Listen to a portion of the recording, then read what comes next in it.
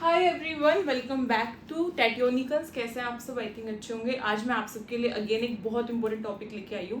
NEP, सबको पता है कि एनईपी बहुत इंपॉर्टेंट है और आपके टेट, जितने भी टेट के एग्जाम्स होते हैं, चाहे यूपी टेट हो, सी टेट हो, एच टेट हो, कोई भी रीट हो, सब में आपको एनईपी देखने को जरूर मिलेगी। तो एनईपी अभी अभी रिसेंट 2020 में बनी थी, तो इसीलिए उसे करना बहुत जरूरी है। 2020 की जो एनईपी है उसमें से क्वेश्चंस पूछे जाते हैं। कई बार एनईपी की फुल फॉर्म पूछ ली जाती है, तो कई बार ये पूछा जाता है कि एनईपी का जो न्यू स्ट्रक्चर है वो कितना है। तो स्टार्ट करते हैं विदाउट वेस्टिंग एंड टाइम। सबसे पहले बात करते हैं कि एनईपी होती क्या है। तो एनईपी एक नेशनल एजुकेशन पॉलिसी है जो कि 2020 में बनी थी। इससे पहले भी काफी बन चुकी है, ठीक है, लेकिन ये वाली बहुत इंपॉर्टेंट क्योंकि अभी ये रिसेंट की है और रिसेंट की ही ज्यादातर पूछते भी हैं।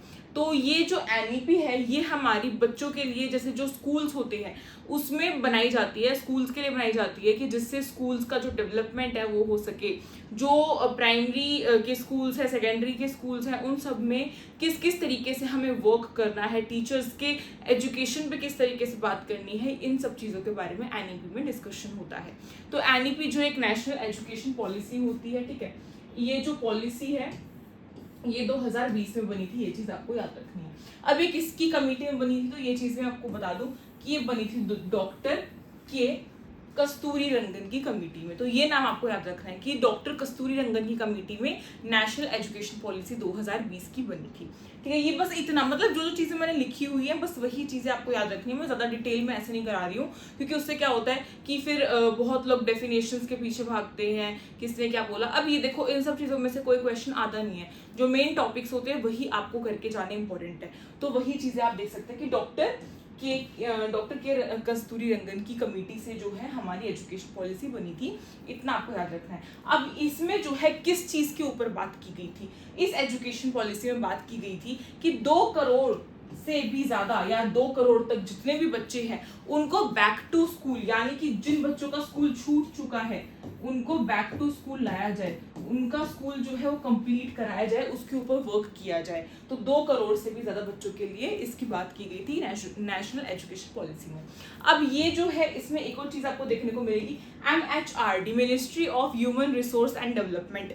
इसका नेम जो है उसे चेंज किया गया था इसी नेशनल एजुकेशन पॉलिसी के तहत, ठीक है। इसका नेम रीनेम किया गया था और रीनेम करके इसको रखा गया था एजुकेशन मिनिस्ट्री। एजुकेशन मिनिस्ट्री के नाम से अब हम इसे जानते हैं। पहले इसका पूरा नाम था ministry of human resource and development. अब इसको रीनेम करके एजुकेशन मिनिस्ट्री कर दिया गया है। उसके बाद बात करते हैं कि ये जो एनईपी है इसका स्ट्रक्चर कैसा है। पहले हमें पता था कि 10+2 का स्ट्रक्चर रहता था, यानी कि 10th की और उसके बाद 12th की, दैट्स इट, कंप्लीट स्कूलिंग यही होती थी। 10th+12, 10th+2 इस तरीके से हम बोलते थे, है ना, कि हाँ हमने +2 कर ली है। +2 करने का मतलब होता था कि 12th पास कर ली है। लेकिन इस स्ट्रक्चर ये पुराना वाला जो स्ट्रक्चर है इसको चेंज करके, इसको अच्छा नहीं माना गया, इसको चेंज करके स्ट्रक्चर जो है वो आया था 5+3+3+4 का। कैसे याद रख सकते हो? बहुत ईजी है। 5, 3, 4 याद कर लो और 3 का इसमें स्क्वायर कर देना, मतलब 3 को 2 बार लिख देना है। कैसे?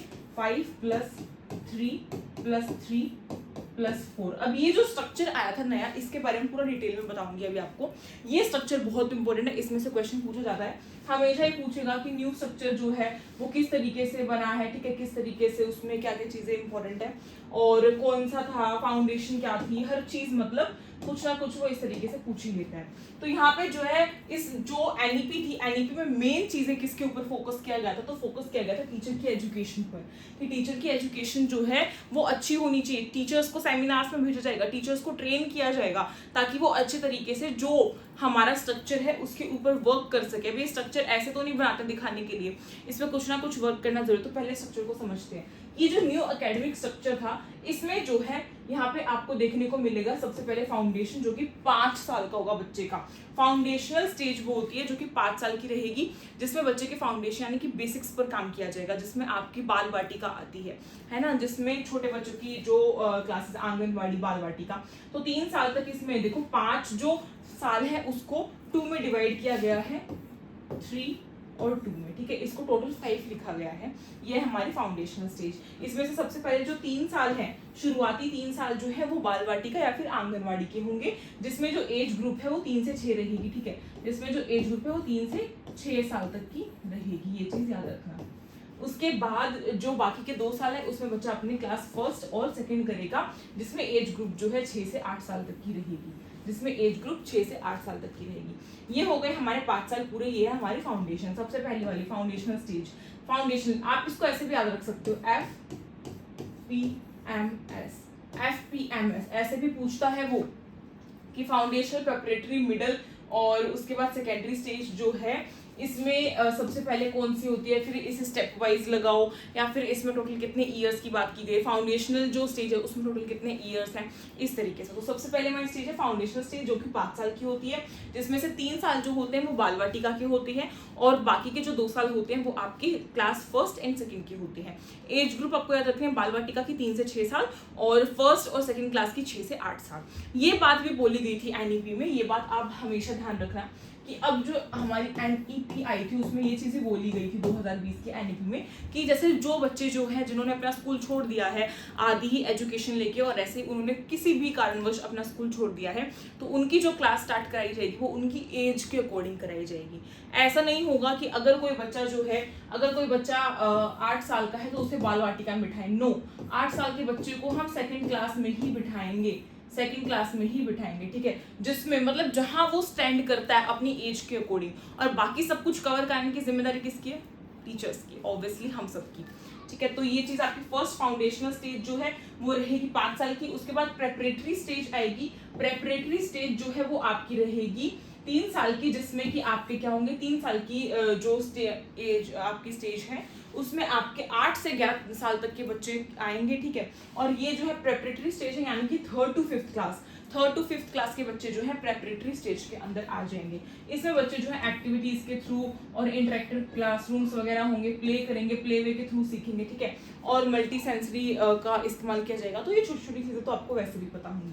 उसके बाद फिर अगेन 3 साल आएंगे मिडिल स्टेज, जो कि आपकी 6 to 8 रहती है। जैसा कि हमें पता है 6 to 8 जो है वो आपकी एज होती है 11 से 14 ईयर्स तक की, 11 to 14 ईयर्स मिडिल स्टेज है, जिसमें कि एक्सपेरिमेंटल लर्निंग होगी, साइंस होगी, मैथ्स होगी, आर्ट्स होगी, सोशल साइंस होगी, ह्यूमैनिटीज होगी, ठीक है।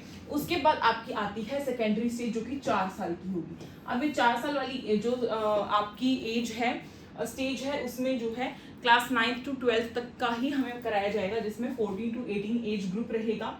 और इसमें जो है इसमें स्टडी कराई जाएगी, क्रिटिकल थिंकिंग पर वर्क किया जाएगा, फ्लेक्सिबिलिटी रखी जाएगी, स्टूडेंट्स की चॉइस के अकॉर्डिंग उन्हें सब्जेक्ट्स दिए जाएंगे, जैसा कि हमें पता है, आपको भी पता होगा काफी सारे स्कूल्स में तो अभी जैसे जो SOSC अभी चालू हुए थे अभी बंद हो गए हैं, उसके अलावा भी CMHD ओपन हो गए हैं। तो उन स्कूल्स में पहले क्लास 9 से ही अपने जो सब्जेक्ट्स थे उनमें चॉइस थी, जैसे कि जिसको साइंस लेनी वो स्टेम ले लेगा, जिसको ह्यूमैनिटीज लेनी ह्यूमैनिटीज लेगा, इस तरीके से, ठीक है। अदरवाइज अभी ऐसा नहीं है, अभी हम 10th के बाद ही चूज करते हैं। तो ये बस आपको ये जो स्टेजेस है ये आपको याद करनी है। ये जो FPMS मैंने लिखा है, foundation, preparatory, middle, secondary stages, ये चीज आपको याद रखनी है। एज ग्रुप आपको याद रखनी है, बहुत ईजी है। उसके बाद अगली एज स्टार्ट हो जाती है, आपको पता होना चाहिए कि बाल वाटिका कितने 3 से 6 है, तो फिर जो क्लास फर्स्ट एंड सेकेंड है वो 6 से 8 हो जाएगी, इस तरीके से आपको याद होना चाहिए। और ये चीज याद होनी चाहिए कि न्यू स्ट्रक्चर जो है वो 5+3+3+4 का है। इतनी चीजें अगर आपको याद है तो बहुत अच्छे से आप NEP का अच्छे से क्वेश्चन कर सकते हो।